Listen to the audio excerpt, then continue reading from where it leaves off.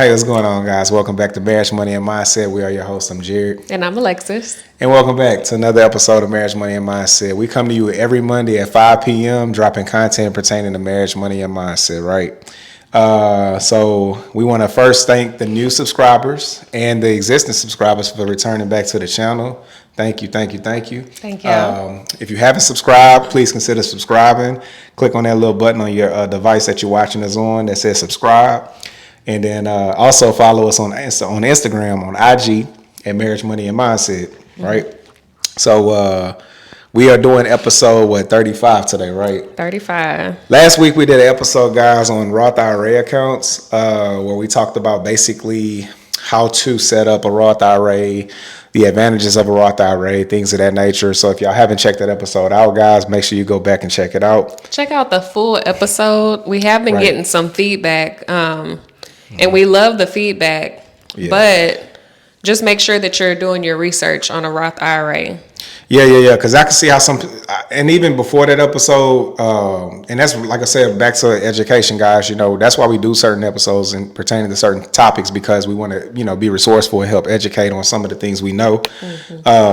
And then, like I said, but even before that episode, I was approached by people, and the understanding of a Roth IRA it was like they would confuse the Roth IRAs with like maybe a traditional or 401k, things of that nature, right? Yeah. But anyway, so like she just mentioned, go back, watch the full episode. And another thing, it's the main goal is to let that money sit. Keep contributing regularly, but let it sit for that long period of time until you're of age to start withdrawing those funds. Yeah, that's the main thing, real quick on that. We don't want you to invest in a Roth IRA to be taxed. That's the whole objective, is not to pay taxes. Yeah, and it's not get rich quick either. Exactly. So, yeah. But anyway, back to this episode. So we're doing episode 35 today. And the topic today is, what is it called, Hershey? Marry an asset, not a liability. Okay, marry an asset, not a liability, right? So what does that mean? So the most expensive thing that you'll ever get is not your house, it's not your car, it's not even taxes. It's the relationship that you choose to be in.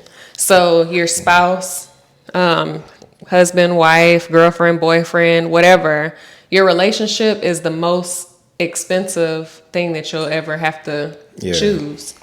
Yeah, I agree with that. I mean, it's one of the most important decisions that you're going to make in your life, right? Yeah. One more thing I want to add before we even continue this episode, like, think about it from this perspective. You're like, this is really like the only person you get to choose who you want to be in your family. Because think about it, like, I didn't get to choose who I wanted my mom to be, my dad, my brothers. That's a good point. Right. So this is the person that you actually get to choose in your life. So you want to make sure you choose the right person. You want to make sure you're not choosing a liability. You want to choose an asset, right? Mm-hmm. So that even goes down to people, because people can be assets or liabilities, right? So an asset is a person who gives you a return on the investment that you're putting into them. Yeah. Okay. So it's somebody who adds value. This person increases the value of your life. Yeah. Just like something like, that you would purchase for a return on investment. You got to look at it almost from that perspective with who you choose to be your partner. Right. It's the same philosophy. Yes. You don't want to pick poor investments, right? You want to make sure you select great investments that for the long term. By the way, you want to make sure you pick a great investment, a great asset for the long term, right? So let's talk about some key traits of an asset that you should look for when we're talking about a person being an asset. Let's talk about that. So being supportive. So this person genuinely encourages and uplifts you. Yeah, I agree with that. So that's one trait. We got 5, by the way, guys, just FYI. So we're going to talk about 5 traits, and then also 5 traits of a liability. So that's what this episode is basically going to be about, like 5 ways, or 5 traits you should be looking for in an asset. So like she just mentioned, supportive. That's something that obviously we have to be for each other. We talk about things that we want to accomplish, and when she expresses what she wants to accomplish in life, I support that, But another thing real quick on being supportive, anytime somebody presents something to you, like, don't just an idea is great, but give me a strategic plan as well. Yes. That's one thing for me. That's like one of my things, because I love when she's coming at me with ideas, but I need a detailed out strategic plan of how we're going to execute this plan. Yes. Same thing with me. I'm not coming to her with no plans. Like, she can tell you, I have a book up there where I literally write down what my plan of attack is going to be. The plan, the goal, the dream is great. Put the dream on paper. That's cool. You want to do XYZ, cool. But what's the plan? Behind it? Yeah. And exactly, because we're talking about a business, for instance. Let's use a business as an example. We need to account for our expenses. We need to account for overhead. We need to account for startup costs, and we need to account for how we're going to generate revenue. And the time. Because the idea behind a business is to have a profit. Yeah. That's just an example, right? Yeah. And how I mentioned time frame, because how long is it going to take you to accomplish or be successful in that business? Exactly. So that's just an example, right? So number 2, let's talk about reliability. Is it reliable? Being reliable, they're dependable and follow through on commitments. So what does that talk about? Like just executing? Yeah. If you say that you're going to do something, actually do it. Come through with it. Don't just let it be words. You need to put your actions behind it. Yeah, kind of goes back to what I mentioned earlier. I mean, the last thing was almost kind of in tandem with that. Executing on your plans. So yeah, and that's just stepping out on faith. You know what I'm saying? All right. So what's the third trait? Talk to me about that. Okay. The third one is a positive influence. So does this person bring the best out of you? Do they motivate you to be a better person, etc.? Yeah. I like that. Yeah. So like again. How do you support? I mean, all this is in tandem, but how do you, like, okay, as far as like the influence, right? Yeah. So, whenever, just you in general, like, how am I inspiring you to be better? Yeah. For example. You know what I'm saying? Like, for instance, like, your travel agency, that could be something that I inspire you to do better at. Like, keep moving, keep going. You're doing a good job. You're promoting it every day. I see you're doing, a great job with it, et cetera. Right. Right. That's you're getting commissions, you're getting sales, all that. Right. That's a way of being, what you call it? A positive influence. Positive influence. Okay. Or what were you going to say? You had. Well, I was going to say a different direction. Go ahead. But for example, like whenever we're riding in the car, maybe we're going out of town on a road trip or something. Yeah. Instead of turning on music or just riding silently, we always put on something motivational or something that we can learn from. Not always, but we do that a lot. So instead of just feeding ourselves negativity or I'm planting seeds. I'm giving you some seeds, or we're giving each other seeds. Yeah. Growth. It's not stuff that's going to keep us stagnant. It's always we're always looking forward to growth. trying to exactly, like trying to see and become better. Right. You know what I'm saying? In all aspects. Right. All right. So what's the fourth trait? Let's talk about that. That next one is communication skills. So can this person listen to you actively and communicate thoroughly, get their point across in a beneficial way? Yeah. That's something I still work on. Yeah. Because I just be so excited to tell you certain things or explain my point sometimes. But where you ask me a question and then you answer it. I'd be like, what you think about XYZ? Because I gotta, actively listen, right? Like, or when you're talking, just be quiet. Yeah, I gotta learn how to be quiet and let you talk, let you say your point, and then I Wait give for my your point. turn. Yeah, and vice versa, right? Yeah.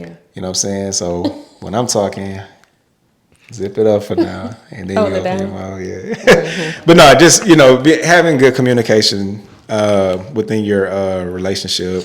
Preferably with your spouse. Of course, that's important to actively listen. Yeah. And then, of course, let them express themselves honestly, right? Yes. Yeah. So the Last fifth but not trait, least, let's talk about it. Yeah, this one kind of goes with what we're saying right now, mutual respect. Yeah. So valuing their opinions and their boundaries. So, I mean, respect in all aspects. So whenever you're speaking, that's why I'm saying it kind of goes with communication to me. Because whenever you have something to say or you bring an idea to me, I'm giving you the respect of actively listening and taking things into consideration.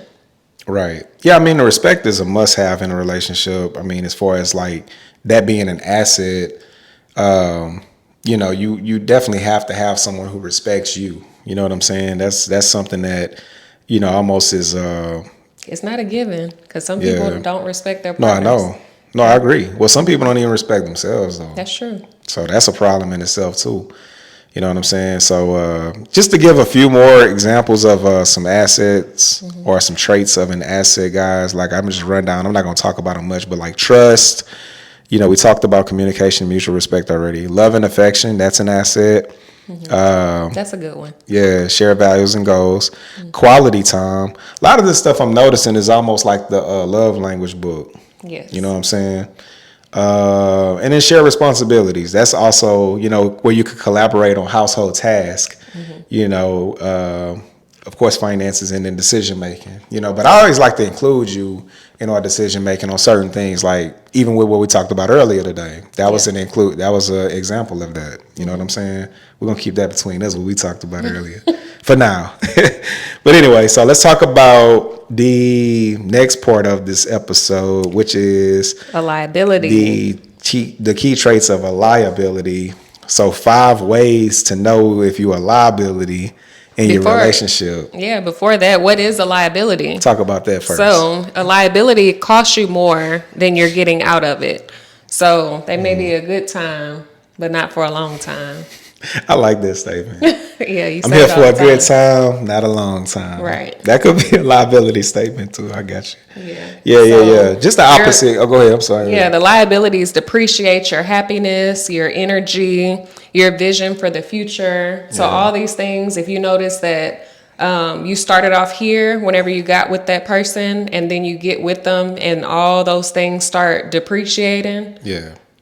They're a liability to you. Exactly. They're not bringing out the best in you. Right. Yeah. All right, guys. So that's the definition of liability. So let's talk about 5 ways to know if you're a liability in a relationship. The first one being self-centered. So they prioritize their needs over yours consistently, right? Yes. So I'm always worried about me, not you. Everything I say goes. I don't care what you think. Yeah, that type of individual, that's a toxic individual. Yes. That's someone who's selfish. You have to be selfless in a relationship, especially in a marriage. Yeah. You know what I'm saying? So that's number one trait They're not of willing being to a liability. compromise. Right. Not compromising. You know what I'm saying? Things of that nature, right? So the second one is being manipulative. So they use guilt or coercion to control you. So they hold things over your head, or they try to kind of threaten you as a form of control to get you to do what they want you to do. Yeah, man. That sounds evil, man. Yeah. I mean, it doesn't necessarily have to be in an evil manner, but it's always like a persuasion going on. Like, don't you want to do this? Because I want to do it. Like some 52 laws. Yeah. What's that? 48 laws. The 48 laws of... That book teach you how to be manipulative, right? That's part Just of how to it. read through people that are manipulative. Right on. Just understanding if you're being manipulated. Yeah. All right. So the third trait to knowing if you're with a liability is lack of accountability. So they avoid taking responsibility for their actions. So like me, if I foul up, I can admit it. Hey, yeah, you're right. I did this wrong. I did that wrong. Take my hickey and let's get past it. I'm all about whenever there's an issue, let's resolve it as quickly as possible so we can move on. And of course, not have it happen again. Right. So holding yourself accountable for when you foul up, that's something that takes maturity. That takes maturity. Like if you can't hold yourself accountable for when you screw up, you could be a liability. Yeah. You could be a liability. So yeah. That's a good one. Yeah. Okay. Right, and then 4. we said this earlier, but a negative impact. So if they drain you of your energy, or they create unnecessary drama that you didn't have in your life before, then they could be a liability.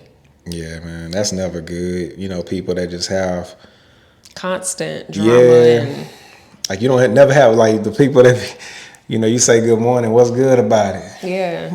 Damn, bruh. You woke First up. thing in the morning, you got attitude. You know what I'm saying? Yeah, I mean, just try to be optimistic, right? That's to the contrary. You don't want to have a negative, personality. Yeah.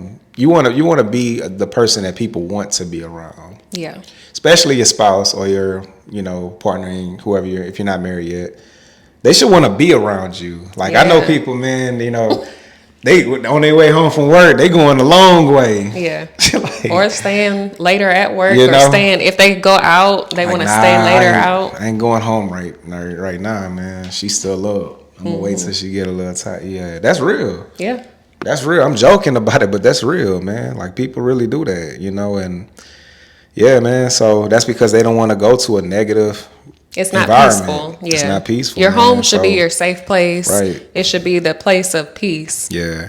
So try to be an individual that people want to be around, especially your spouse. You know what I'm saying? Or your girlfriend or boyfriend, right? All right. So the fifth way or the fifth trait to know if you're a liability. Just being disrespectful. Disrespectful behavior. Yeah. So this is disregarding the other person's feelings, their boundaries, or their values. Yeah. So you really have no regard to that person, period. Right. Yeah, man. You using, calling them out their name, you look Just down taking on abuse. them, you belittle them. Yes. Oh, now you talking about physical? That's like No. Oh. There's different forms of abuse. Yeah, It you're could right. be Yeah, verbal, physical. Now, physical is just like emotional. a deal breaker. You Yeah. putting your hands on people. That's like you gotta go. Yeah. Yeah, man. But yeah, guys. Just like those types of things. There's just a few, by the way, ways you can determine whether or not somebody's a liability. You know what I'm saying? So, we want you to be an asset. I'm going to give you a few more, by the way. So poor communication is one. Financial stress could be one. Trust issues, lack of intimacy, resentment, power struggles, unrealistic expectations, external stressors, lack of boundaries, and emotional baggage. Just to give y'all a few more, some bonus. So to hit on that financial, like you said, Yeah, financial man. strain. Money This problems. is marriage, money, and mindset. So we got to hit on that. Yeah. So you just- should go ahead. be better off financially if you're with someone that's an asset to you. So I know Agree for with me, I came into our relationship with some debt, student loan debt, a few credit card debts. Right. But that's something that we worked on together. We created a plan of how we can reduce that debt or eliminate it. And then eventually it was eliminated. Well, again, I mean, y'all coming to one. You should be at least like hers became mine and vice versa. Mine's became hers. So I know everybody may not agree with that philosophy, but I'm gonna tell y'all, look, if you can adopt that philosophy successfully, by the way, you will see growth, because that's what has occurred and is still occurring for us financially. Now, do we still have debts? Yeah, of course we do. But the debts we have today in comparison to what we had in the past, That's debts that we created together. I'm not referring to the good debts though. We did an episode on good debt versus bad debt, by the way, if y'all want to know what we're talking about there. But the moves we're making in comparison to when we met, of course, that should change. I say all that to say it should change. Your money, your income should become one.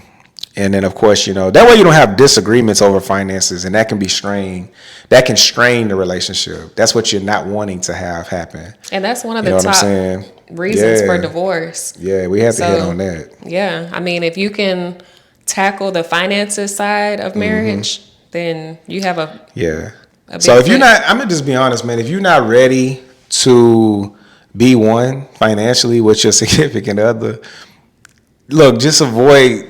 I'm just gonna be honest, man. Maybe just until you can figure out how you can compromise with that, because you're probably gonna be a liability. I say all that to say you're probably gonna be a liability in your relationship. Can that look different for different people?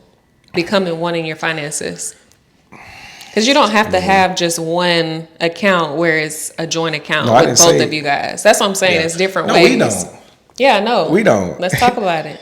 That's what I'm saying. Our blueprint is all money in. We talked about this on the previous episode. It all comes in, and we allocate our funds accordingly to housing, food, all the expenses. investing, Yeah, shared taxes, expenses. yeah, things of that nature, right? And then so much for discretionary. So that's your play money. That's what you can do whatever you want with, right? So basically, there's So three accounts. yeah, There's mine, his, and then ours. yeah, exactly. So there's an account where everything goes out, and then there's accounts where we use for discretionary. So again, man, look, go back and watch that episode. That's not what this episode is about. But again, man, don't try to be, that's something that, and it takes, it's one of them things that you have to, it's not easy to do in the beginning, maybe for you. I went in it with that mindset, like wanting to be one. I didn't go in it.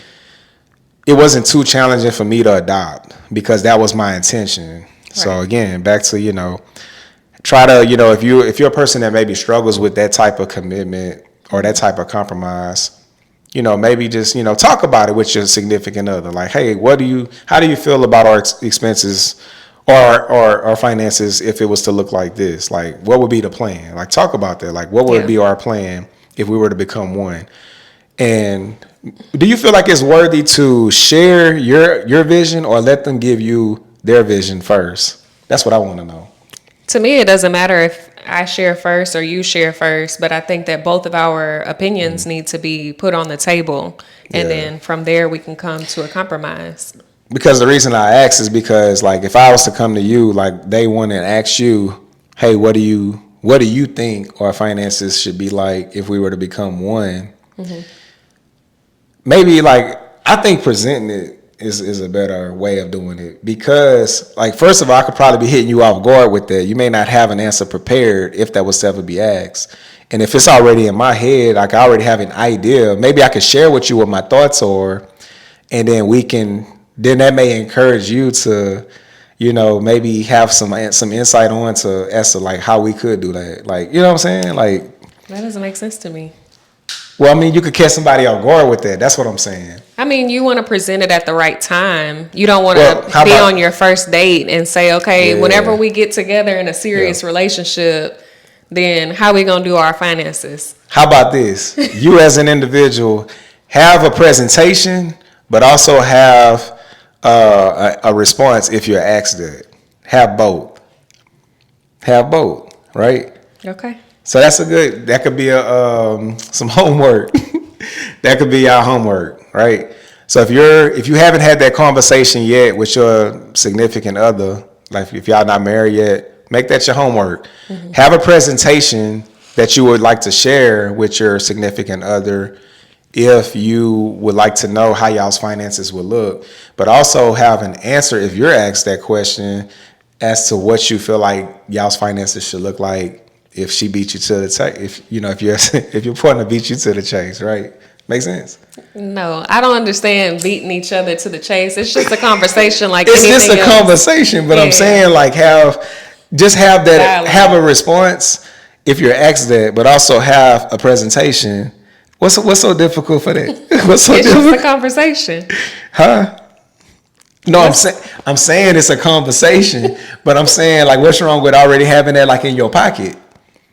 If that's going to be a conversation to have later, you just have that in your pocket versus like you being hit off guard with it and you like, oh, I don't have a response or I don't have a presentation either. Yeah. Because the conversation never going to get had if you don't have a presentation, and then you don't have a response. You don't have a way of responding to if you're presented with that question. So you want to have both. I'm like, man, I don't know what she on, man. I don't plan responses. So comment if y'all feel me, I'm missing man. that part. Comment it below if y'all feel what I'm saying. What I'm trying to say. Feel is best. So at the end of the day, a liability will bankrupt you, but an asset can make you a millionaire. So that just goes back to our very first initial saying of your relationship is the most valuable thing that you'll have or thing that you'll choose for your life. Right on. They can make or break you. That's what it's all about, man. Assets over liability. Shout out to EYL. You know what I'm saying? Rashad and what's his name? Troy. Yeah, don't forget about Troy. Yeah, that's my dudes in Ian. They don't know me, but I know them. You know what I'm saying? But anyway. Okay, and ask yourself. Check them out, by the way. EYL. Oh yeah. Earn your leisure. Ask yourself, are you an asset or are you a liability? I know throughout this episode we talked about is your spouse or your partner an asset or a liability, but you have to ask yourself that as well. Right. So yeah, go back, rewatch this episode, or just, reevaluate everything we just touched on, all the traits of an asset, all the traits of a liability, and ask yourself, which one do you, which one do you, which one do you kind of vibe more with? Or I'd say even another fun way of doing it, maybe have your spouse determine whether or not, what traits you meet. You know what I'm saying? So have them go down the list and see. And this kind of being a little bit judgmental, but hey, I don't see nothing wrong with that. Do you? That's a It conversation may start an argument, huh? maybe. I mean, I think that you should be able to be honest with your spouse and let them know the areas that they lack. Have them like that tonight. Yeah. You should be able to have that serious and honest conversation. We mentioned that as being an asset. Yeah. But of course, it's the way that you present it to them. So don't tell them that they're a liability in attack mode. Yeah. Maybe offer a suggestion of how they can solve that problem. I like that. That's cool. All right, man. So, hey, look, guys, that was today's episode. Marriage, money, mindset, or your asset or your liability. Ask yourself, and then go back and do what I asked y'all to do. Have that presentation, but also have that response. So, anything else you got to say before we exit this episode today? No, that's all. All right, man. We appreciate y'all. Y'all take care. We'll see y'all next week. Peace.